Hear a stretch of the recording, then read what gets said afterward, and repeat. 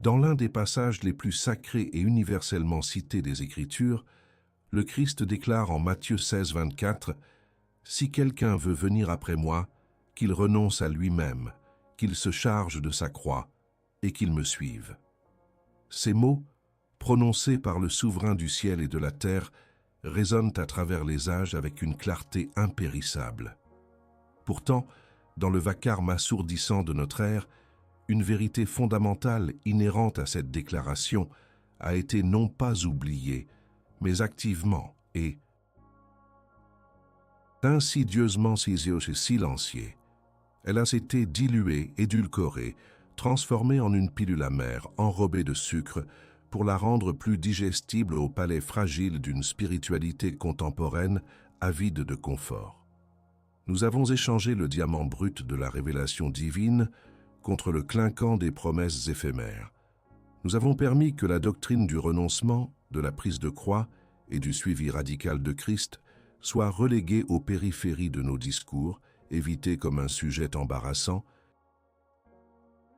Lors des rassemblements dominicaux, l'Évangile simplifié, le christianisme aseptisé ont promis une vie sans lutte, une paix sans coup, une bénédiction sans sacrifice, ni même une mort symbolique à soi-même.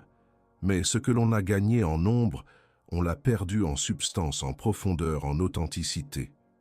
La référence de base, la sagesse incisive et intrépide de Charles Spurgeon, cet héros de la vérité divine, ne se contentait jamais de la superficialité. Il ne reculait pas devant l'inconfort de la parole, car il savait que la vérité, même tranchante comme une épée à double tranchant, est le seul chemin vers la vie véritable et la prospérité divine authentique. Et c'est de sa chair, avec une force que l'Église moderne peine à émuler, qu'il révèle une vérité choquante, une vérité qui, si elle est pleinement embrassée, a le pouvoir de transformer radicalement notre compréhension de la foi, de l'Église et de notre propre âme. Cette vérité impérieuse est la suivante: l'apathie spirituelle qui paralyse tant de congrégations, le vide que beaucoup ressentent après des années de fréquentation assidue, et la frustration latente face à une foi sans substance ne sont pas les symptômes d'une maladie passagère, mais le diagnostic d'une amputation doctrinale profonde. Nous avons ôté le cœur de la foi en tentant d'éviter le scalpel de la croix, en cherchant à éviter le regard inquisiteur de Dieu sur notre depravation humana et notre idolâtrie du cœur. Vous, qui écoutez ces mots, vous êtes peut-être lassé des discours lisses et des promesses creuses.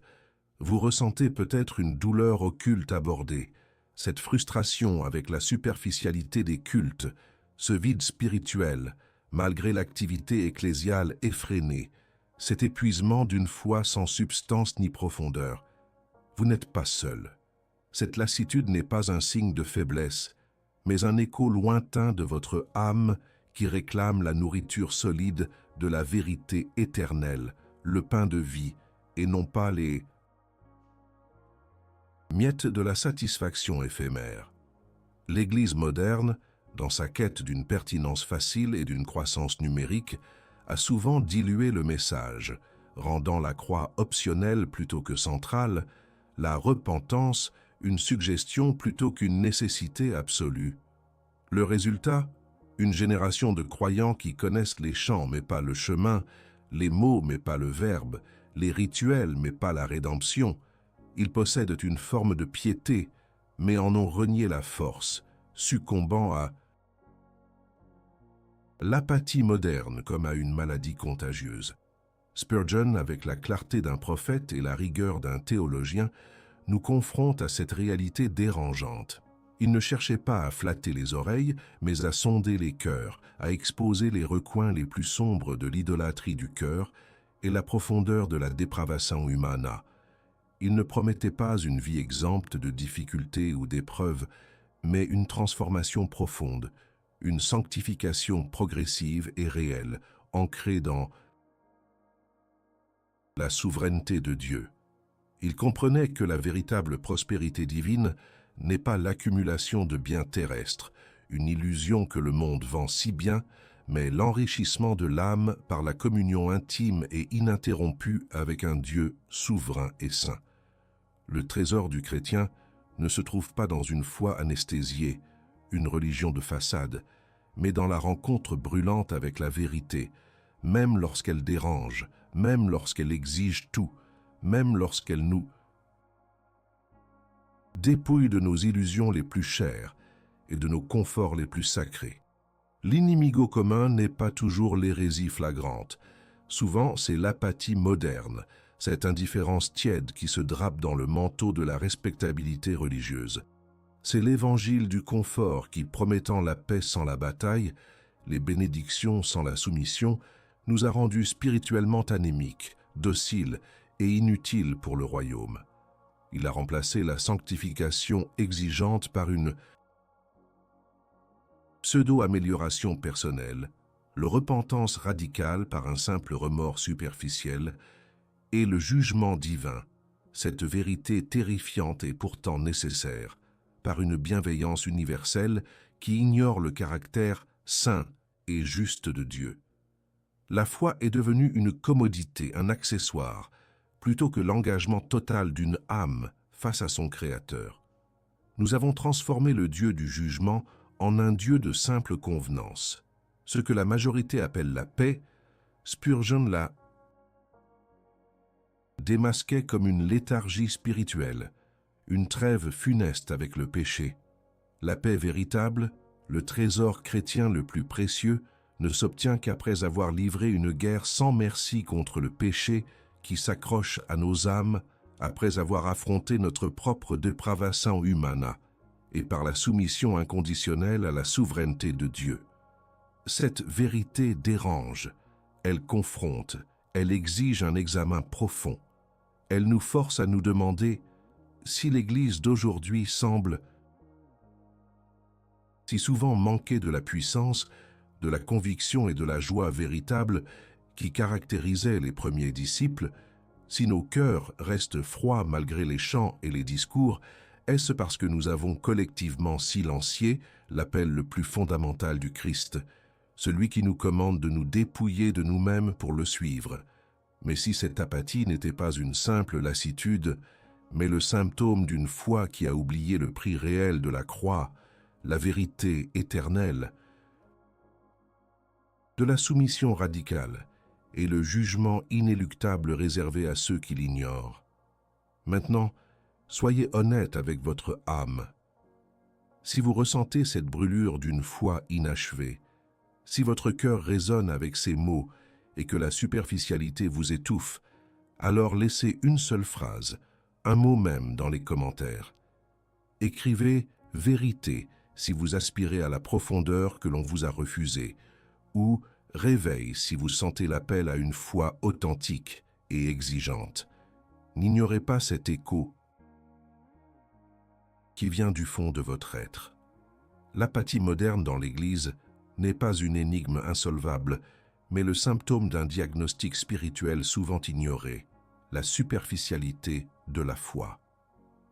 Charles Spurgeon, dont la référence de base est notre ancre dans cette tempête de confusion doctrinale, a passé sa vie à démasquer les impostures religieuses, non pas par malice, mais par un amour ardent et inébranlable pour la vérité de l'Évangile et pour l'âme des hommes. Pour lui, l'apathie n'était jamais le signe d'une simple fatigue passagère ou d'une lassitude conjoncturelle, mais d'une nourriture spirituelle déficiente, voire toxique. Elle était le fruit amer d'une semence altérée, plantée dans un sol non préparé par la vraie repentance et le labeur de la conversion authentique. Il voyait l'apathie comme le miroir d'une idolâtrie du cœur subtil, où l'homme aime son confort plus que le Christ, ses opinions subjectives plus que la parole éternelle et immuable, et son propre moi, auto-glorifié plus que le Dieu souverain et saint. Le paradoxe de la foi languissante est le suivant. Comment une Église qui se réclame du Dieu tout-puissant, du Créateur des cieux et de la terre, peut-elle être si souvent dépourvue de puissance vivifiante et d'un impact transformateur réel sur ses membres et sur le monde, comment des croyants qui affirment croire en la résurrection triomphante et la vie éternelle promise par le Christ peuvent-ils vivre avec si peu d'ardeur, de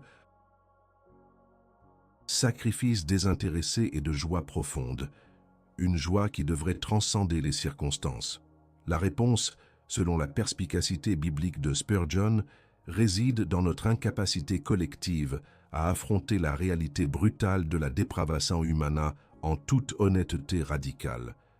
Nous avons réduit le péché à une série de fautes occasionnelles, de petites erreurs excusables, oubliant qu'il est, en son essence la plus profonde, une condition ontologique de notre âme déchue, une rébellion intrinsèque et totale contre l'autorité et la souveraineté de Dieu. L'évangile du confort, cet inimigo commun insidieux, nous a chuchoté des mensonges apaisants à l'oreille. Dieu est trop bon pour juger quiconque. L'important est d'être sincère dans son cœur. Suis ton cœur, car il est bon. Mais la vérité biblique, comme Spurgeon l'a si souvent martelé, est que le cœur non régénéré est trompeur par-dessus tout et irrémédiablement méchant. Spurgeon rappelait inlassablement que sans une compréhension profonde et dévastatrice de notre propre péché et de l'ampleur du jugement divin, juste et éternel qu'il mérite, la grâce perd toute sa splendeur et toute sa signification, et la croix, ce signe de scandale pour les uns et de folie pour les autres, perd son pouvoir salvateur et son urgence absolue. Le sacrifice de Christ devient alors une simple option morale parmi d'autres philosophies, et non la seule ancre de salut et de réconciliation avec un Dieu offensé. Le diagnostic de l'apathie moderne est donc, en son cœur, un diagnostic d'incrédulité déguisé sous le vernis de la religiosité. Ce n'est pas que les gens ne croient pas en l'existence d'une entité supérieure, d'un Dieu vague et bienveillant, mais qu'ils ne croient pas en le Dieu révélé avec une clarté adamantine dans les Écritures. Ils croient en une divinité de leur propre invention, un Dieu à leur image, domestiqué, un fournisseur de bénédictions matérielles et un consolateur cosmique. Muet plutôt qu'en le Dieu saint, juste, souverain et terrible des armées, le lion de Juda dont la gloire remplit les cieux et fait trembler la terre. Cette version édulcorée de Dieu ne demande rien de radical, ne confronte aucun péché profond ancré dans la chair et n'offre aucune véritable sanctification, car elle n'exige pas le renoncement total à soi et la mort à ses propres désirs. Sans un Dieu d'une grandeur, d'une majesté et d'une sainteté infinie et inaltérable, nos prières deviennent vaines murmures, nos cultes superficiels divertissements, et notre foi une coquille vide sans force ni direction. Le trésor impérissable du Saint-Esprit, pourquoi la véritable prospérité divine est-elle cachée dans la communion profonde avec Dieu et non dans les bénédictions matérielles qu'il nous accorde de sa main souveraine?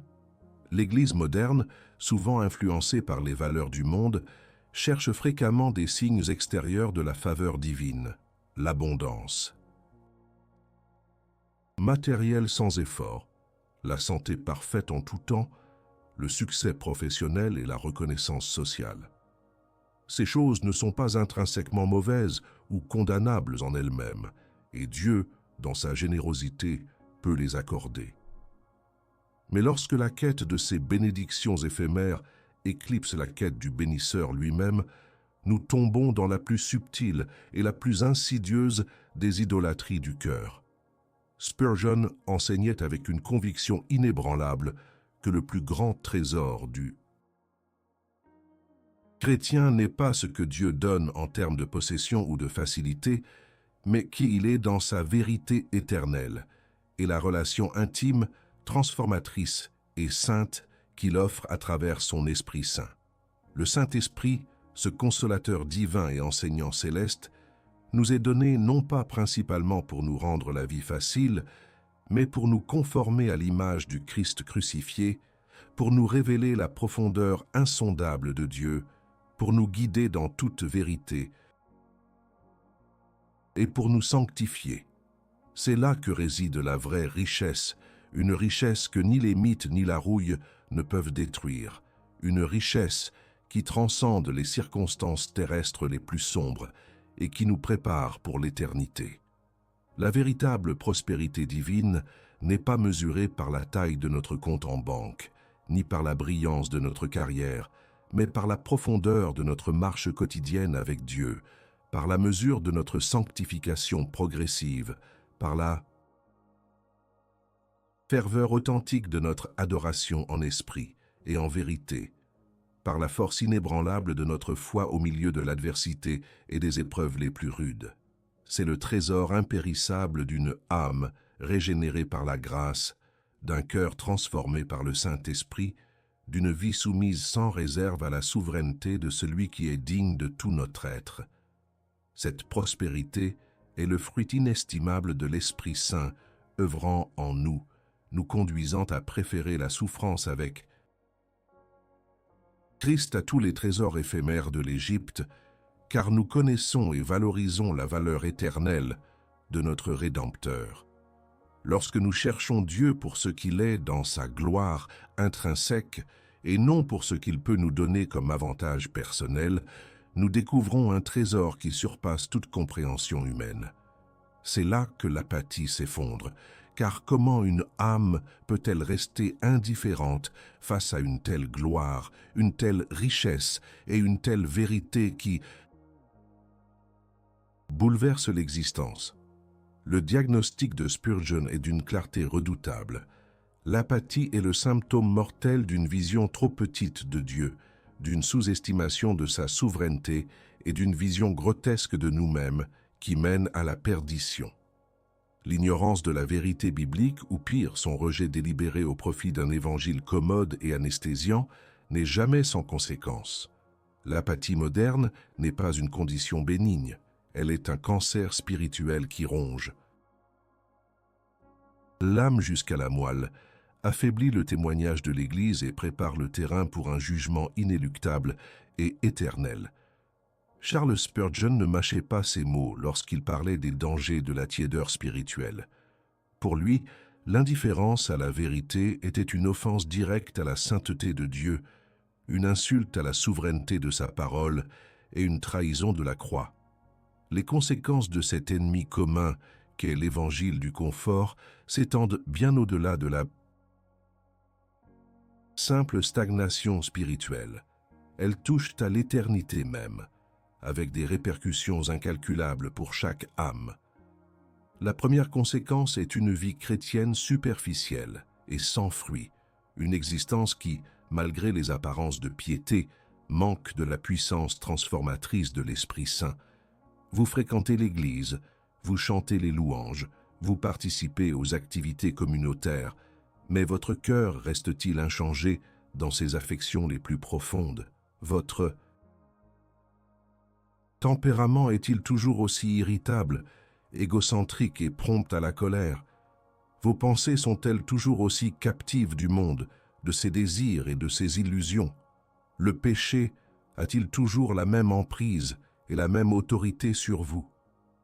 L'Évangile qui vous est prêché vous demande-t-il une repentance radicale, une sanctification progressive et un renoncement total à votre moi déchu? Si la réponse à ces questions est non, alors vous vivez peut-être sous l'illusion dangereuse d'une foi qui ne sauve pas, une foi qui n'est qu'un voile. Spurgeon affirmait avec force qu'une foi sans œuvre de l'esprit est une foi morte, une simple profession intellectuelle dépourvue de vie éternelle et de la puissance de la résurrection. Il s'agit là d'une trahison de l'Évangile authentique, car il est impossible de rencontrer le Christ, le Dieu saint et souverain, sans être changé de l'intérieur de façon irréversible. Cette superficialité engendre la frustration avec l'hypocrisie dans l'Église, une douleur que beaucoup partagent en silence, car ils voient la déconnexion abyssale entre la prétention religieuse et la réalité de la vie transformée. Une autre conséquence dévastatrice est l'idolâtrie du cœur non démasqué et non repenti. L'absence de confrontation radicale avec la profondeur de notre depravation humana nous laisse aveugles à nos propres idoles, les plus insidieuses étant celles du cœur. Nous ne nous prosternons peut-être pas devant des statues taillées dans la pierre, mais nous adorons des dieux modernes, la sécurité financière illusoire, la reconnaissance sociale éphémère, le plaisir personnel immédiat, le succès professionnel vain, et surtout le confort à tout prix, même celui de notre âme. L'évangile du confort nourrit cette idolâtrie en nous promettant que Dieu désire avant tout notre bien-être immédiat et matériel, faisant de nous des consommateurs spirituels avides de bénédictions plutôt que des adorateurs sacrificiels du Dieu souverain. Ce faisant, il distord le caractère de Dieu, le réduisant à un serviteur de nos désirs égocentriques, et non le souverain qui exige notre allégeance absolue, notre foi totale et notre adoration exclusive. Ne voyez-vous pas comment cette quête incessante de bénédiction sans repentance véritable mène inexorablement à un vide spirituel abyssal? À quand remonte la dernière fois où vous avez cherché Dieu uniquement pour sa gloire, pour lui-même et non pour ce qu'il pouvait vous offrir comme avantage personnel? Est-ce que votre foi est un contrat d'assurance contre les malheurs de la vie ou une soumission inconditionnelle et radicale à la souveraineté d'un Dieu saint, juste et bon? La prospérité que le monde ne comprend pas. Le paradoxe d'être riche en foi tout en étant pauvre aux yeux des hommes. Le monde évalue la richesse par ce qui est visible, tangible et accumulable. Il ne comprend pas qu'un homme ou une femme puisse trouver une joie ineffable dans la pauvreté volontaire, une force inébranlable dans la maladie, une paix profonde dans la persécution injuste. C'est précisément ce paradoxe que la véritable prospérité divine embrasse et incarne. Spurgeon, malgré son influence colossale et sa renommée mondiale, était un homme qui connaissait la souffrance physique chronique et les batailles spirituelles acharnées. Pourtant, sa richesse inépuisable n'était pas dans ses possessions ou son statut, mais dans sa profonde communion avec Christ, dans la vérité révélée par l'Esprit Saint. Il a expérimenté la prospérité que le monde ne peut ni donner ni ôter, car elle est enracinée dans l'éternité de Dieu. La sanctification n'est pas un chemin vers l'abondance matérielle facile, mais vers la conformité au Christ, ce qui inclut souvent la souffrance, le renoncement et la prise de la croix.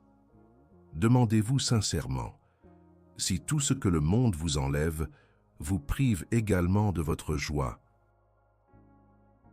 et de votre paix intérieure, est-ce que votre trésor est véritablement en Dieu, le souverain, ou est-il lié à des circonstances terrestres éphémères et incertaines?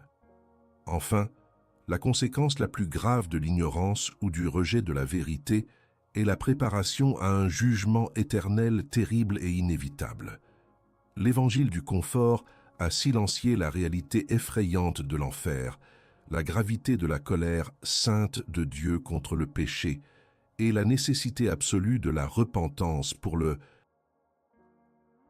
salut. Si nous ne prenons pas au sérieux la parole de Dieu concernant la depravation humana et la justice divine, nous nous berçons d'une fausse sécurité qui nous mènera à la perdition. L'apathie n'est pas une excuse recevable devant le trône du souverain juge. Chaque âme est appelée à rendre des comptes pour chaque pensée, chaque parole et chaque action.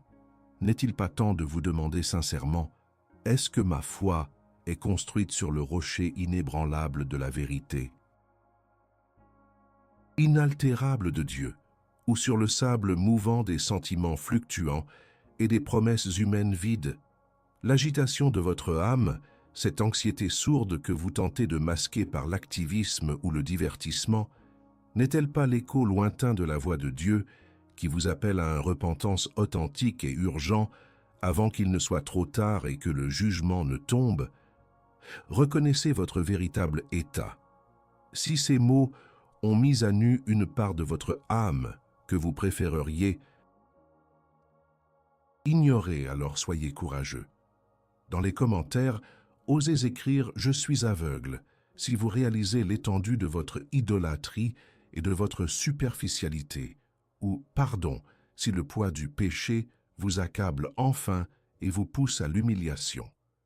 Ne fuyez pas cette confrontation nécessaire avec la vérité.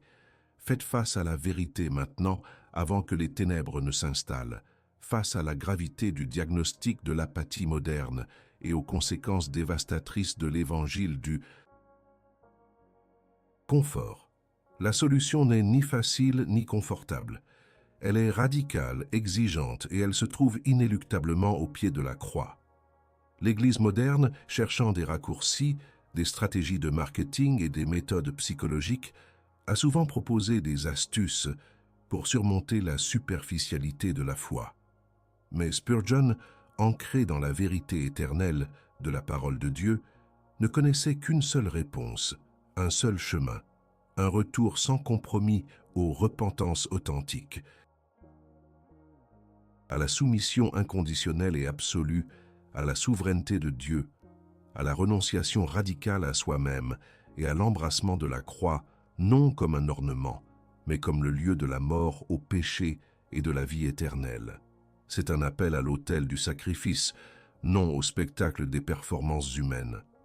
La première étape de cette solution radicale est le repentance véritable. Non pas un simple remords passager pour les conséquences désagréables de nos actes, mais un changement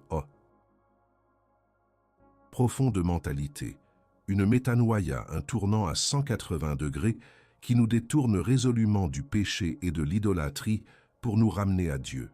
Le repentance implique de reconnaître l'étendue de notre depravation humana, d'admettre la profondeur de notre idolâtrie du cœur et de confesser notre incrédulité obstinée face à la souveraineté et à la sainteté inflexible de Dieu. C'est une humiliation sincère et totale devant le trône divin, une reconnaissance que nous sommes incapables de nous sauver nous-mêmes par nos propres forces et que nous méritons pleinement le jugement saint de Dieu.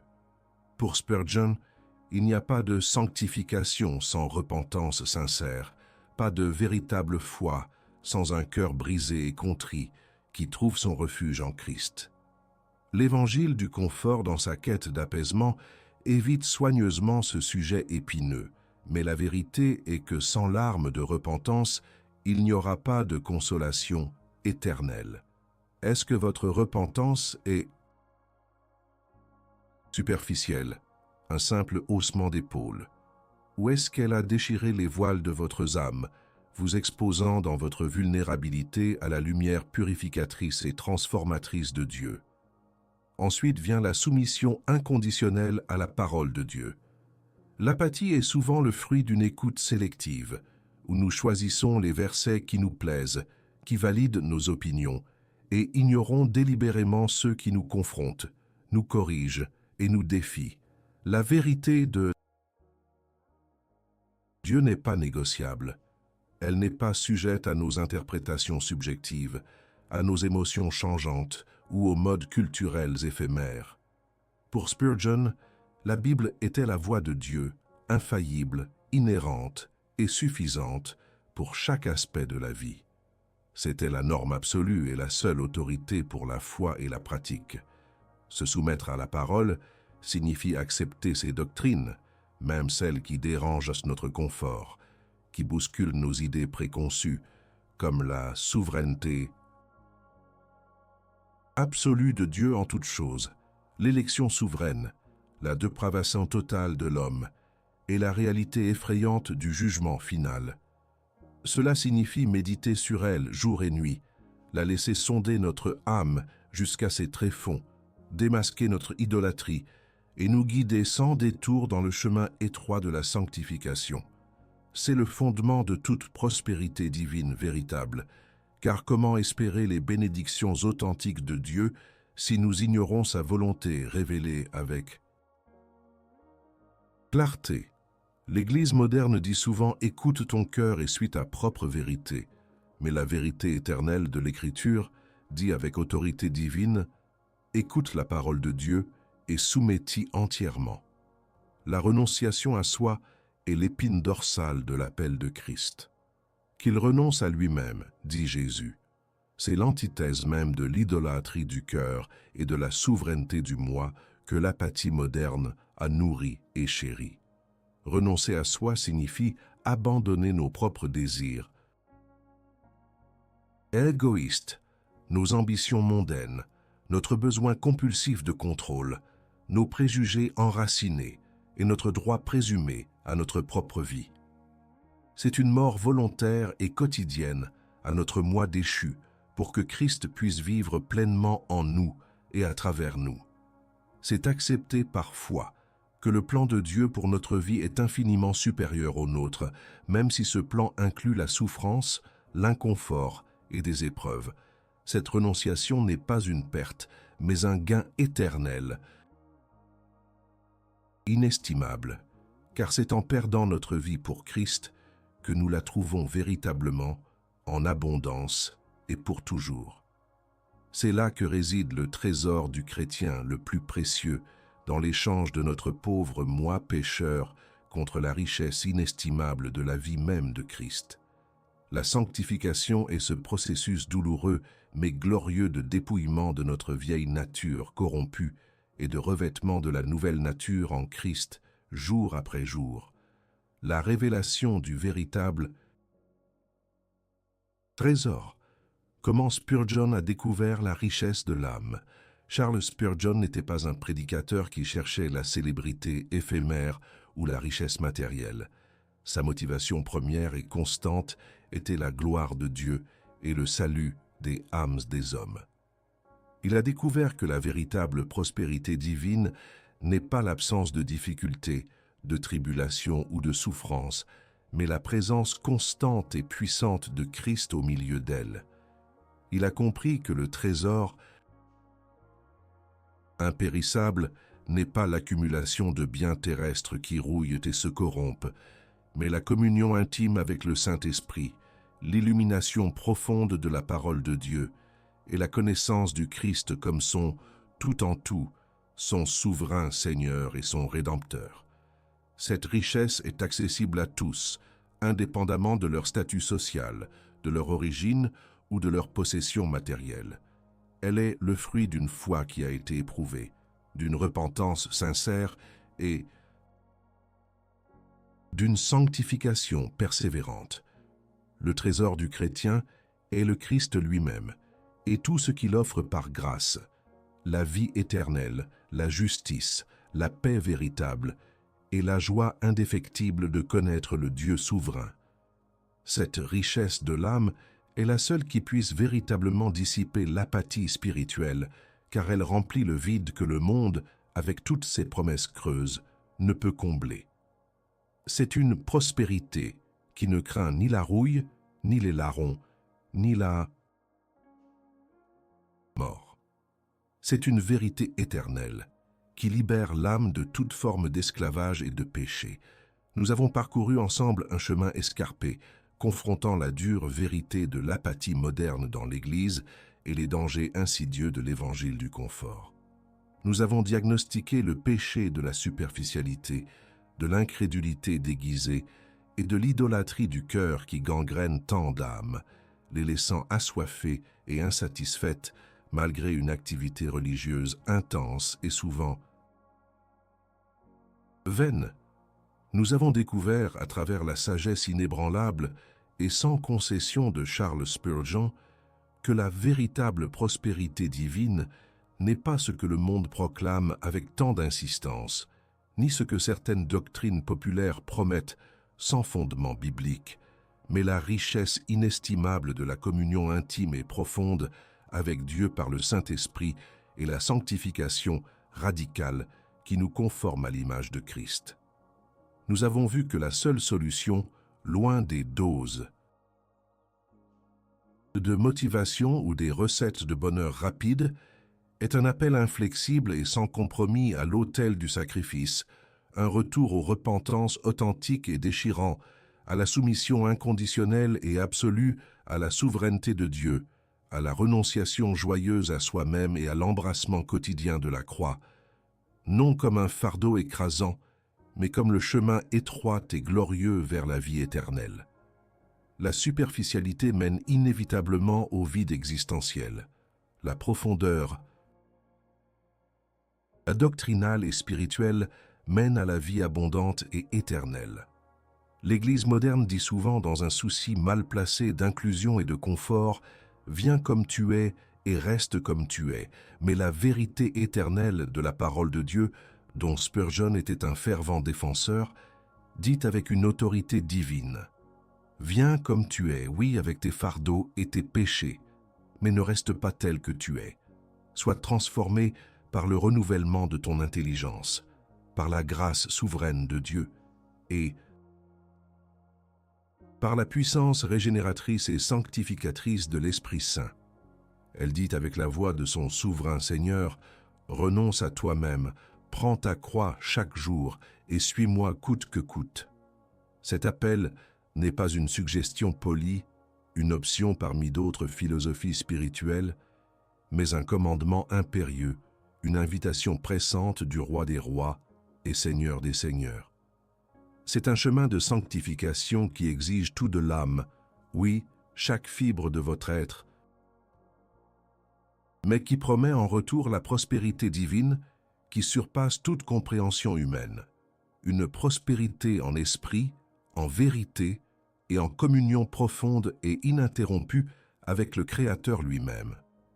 Le trésor du chrétien n'est pas dans l'absence de tempêtes, de tribulations ou de souffrances, mais dans la présence indéfectible et inébranlable de Christ au milieu d'elle, sa paix qui garde nos cœurs et nos pensées. Spurgeon, avec une clarté prophétique qui ne laissait aucune place à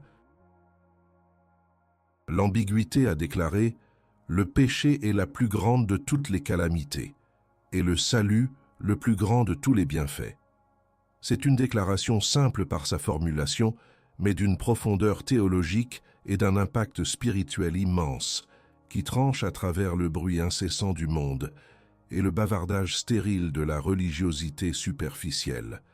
Elle nous rappelle brutalement que notre plus grand problème, la racine de toutes nos angoisses et de notre apathie, n'est pas le manque de finances, ni la maladie physique, ni la solitude existentielle, mais le péché omniprésent et corrosif qui nous sépare d'un Dieu saint, juste et bon. Et notre plus grande espérance, notre seule véritable promesse éternelle, n'est pas une vie facile et sans heurts sur cette terre éphémère, mais le salut éternel, offert par la grâce souveraine et imméritée de Dieu à travers le sacrifice expiatoire et la résurrection glorieuse de Jésus-Christ sur la croix. C'est cette vérité scandaleuse et pourtant libératrice qui délivre véritablement l'âme de l'esclavage de l'apathie et de l'idolâtrie du cœur, l'amenant à une liberté authentique en Christ, le seul vrai trésor du chrétien. Cette vérité est dure à entendre, elle blesse notre orgueil, elle déconstruit nos illusions. Mais elle est juste, elle est exigeante, oui, elle demande un engagement total, une foi inébranlable, mais elle est salutaire pour l'âme. Elle ne promet pas un chemin pavé de roses, une utopie terrestre, mais elle garantit la présence constante et la puissance du souverain berger à chaque pas de votre marche, vous guidant à travers les vallées sombres vers les pâturages verts de la vie éternelle et les eaux paisibles de la sanctification progressive. L'apathie est une forme de mort spirituelle, une léthargie qui mène à la perdition. Le repentance est le chemin vers la vie abondante et véritable. Le confort sans la croix est un leurre dangereux, un mirage qui s'évanouit au premier rayon du jugement divin. La croix est le chemin éprouvé et garanti vers la gloire éternelle. Aujourd'hui, alors que nous concluons cette exploration intense de la sagesse intemporelle de Spurgeon, je vous pose la question la plus fondamentale. celle qui pèsera sur votre âme bien au-delà de ces mots. Allez-vous continuer à errer dans les déserts arides de la superficialité et de l'apathie, en acceptant les miettes d'une religion fade et sans vie, ou allez-vous répondre à l'appel radical de l'Évangile, l'appel à une foi authentique, profonde et coûteuse, mais infiniment riche en Christ? Le trésor impérissable du Saint-Esprit n'attend que les cœurs humbles et affamés de vérité et de justice. C'est un choix existentiel qui scellera votre destin éternel, un choix qui vous sortira de l'apathie pour vous propulser dans une vie de sanctification et de prospérité divine incomparable, non pas aux yeux fuyants des hommes, mais aux yeux du Dieu souverain, saint et bon. Si cette méditation a remué votre âme, si elle a allumé en vous une faim de vérité que l'Église moderne peine à satisfaire, alors nous vous invitons à vous abonner à cette chaîne. Joignez-vous à notre communauté grandissante d'âmes qui refusent la superficialité et cherchent la profondeur doctrinale.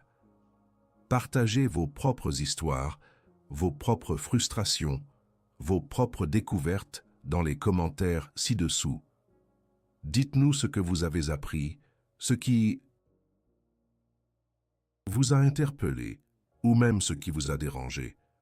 Votre engagement est le signe d'un réveil, une preuve que la vérité éternelle de Spurgeon n'est pas oubliée mais ravivée dans les cœurs. L'empreinte de Charles Spurgeon, le prince des prédicateurs, résonne encore avec une force inégalée dans les couloirs de l'histoire chrétienne. Son ministère ne fut pas bâti sur des compromis ou des tactiques à la mode, sur des évangiles de facilité ou des promesses creuses, mais sur une ferme adhésion la vérité éternelle de l'Écriture et à la prédication sans phare de la croix de Christ. L'héritage de Spurgeon est un rappel saisissant que la puissance de l'Évangile ne réside pas dans sa capacité à se plier aux désirs changeants de la culture ou aux sensibilités superficielles de l'homme, mais dans sa capacité inaltérable à transformer les âmes et à défier les conventions humaines. Il a vu l'apathie de son temps et l'a confronté avec le feu pur de la vérité divine, non pas pour condamner sans appel, mais pour appeler aux repentances et au salut.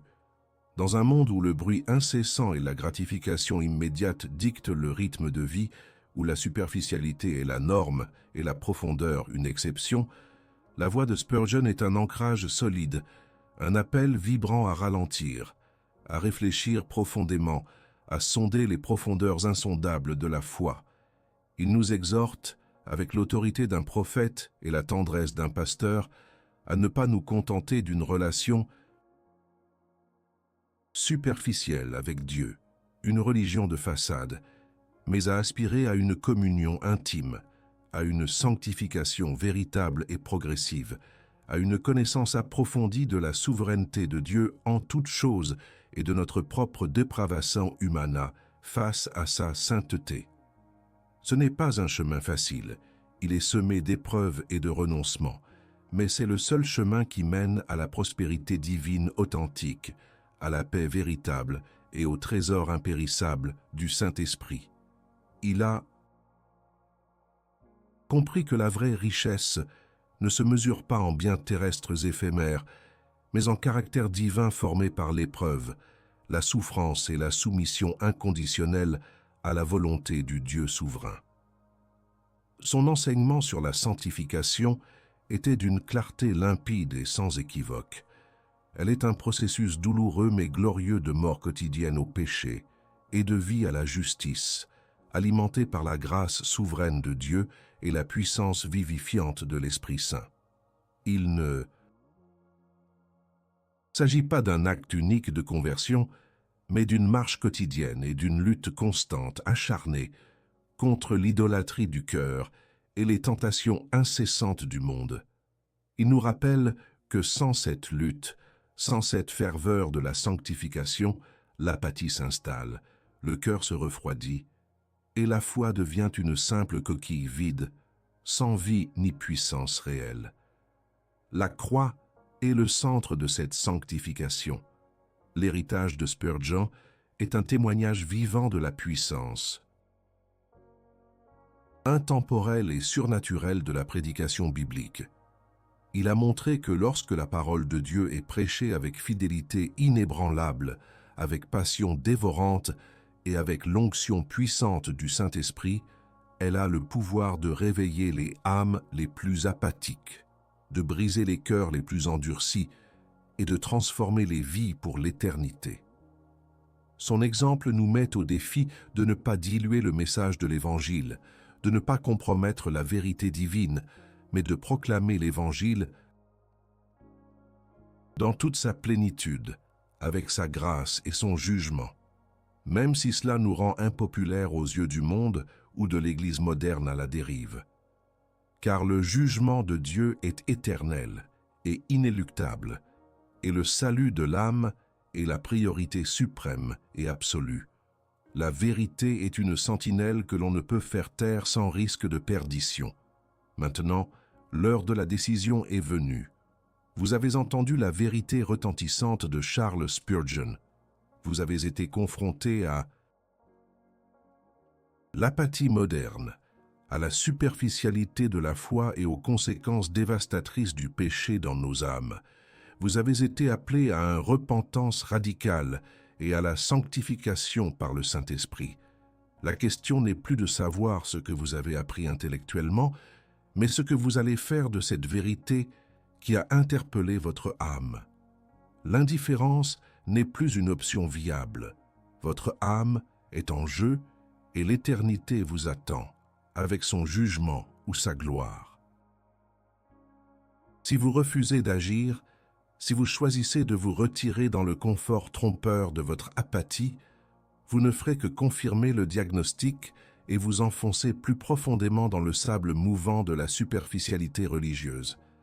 Mais si vous osez affronter la vérité, si vous aspirez à la profondeur et à la prospérité divine véritable que seul Dieu peut offrir, alors agissez maintenant.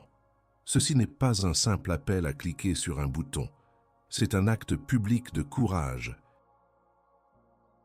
spirituel. Une déclaration de votre volonté de vous soumettre à la souveraineté de Dieu et de renoncer à la souveraineté du moi. Osez montrer votre engagement, votre décision. Aimez cette vidéo. Ne vous contentez pas d'écouter passivement. Signalez votre adhésion à la vérité que vous venez d'entendre. Chaque j'aime est une pierre ajoutée à l'autel de la foi authentique, un acte de foi en ligne. C'est un témoignage silencieux mais puissant contre le torrent de la superficialité et de l'apathie. Commentez ci-dessous. Ne restez pas passif, muet. Laissez un mot, une phrase, une pensée qui résume votre prise de conscience, votre repentance ou votre engagement. Écrivez « Mon âme a soif » si vous reconnaissez le vide intérieur, ou « Je choisis la croix » si vous vous engagez à la sanctification et au suivi radical du Christ. Votre commentaire est une admission publique, une confession et un pas concret vers la profondeur spirituelle. C'est une marque visible de votre courage à ne plus cacher votre foi ni vos luttes. Abonnez-vous à la chaîne. Ne retournez pas à la famine spirituelle et aux miettes de l'évangile du confort. Rejoignez cette communauté grandissante d'hommes et de femmes qui refusent les compromis et cherchent le festin de la vérité éternelle. Activez la cloche pour ne manquer aucune de ces confrontations nécessaires qui nourriront votre âme et vous guideront vers la prospérité divine. C'est un acte de dévotion à la saine doctrine et à une foi qui dure pour l'éternité. Votre foi n'est pas un secret que l'on garde jalousement. Votre engagement n'est pas optionnel si vous êtes véritablement en Christ. Faites de ces actions un reflet tangible de votre cœur qui se détourne de l'apathie mortelle et se tourne avec ferveur vers le Dieu souverain, saint et bon. Le temps de la tiédeur est révolu, le temps du réveil de l'âme est venu.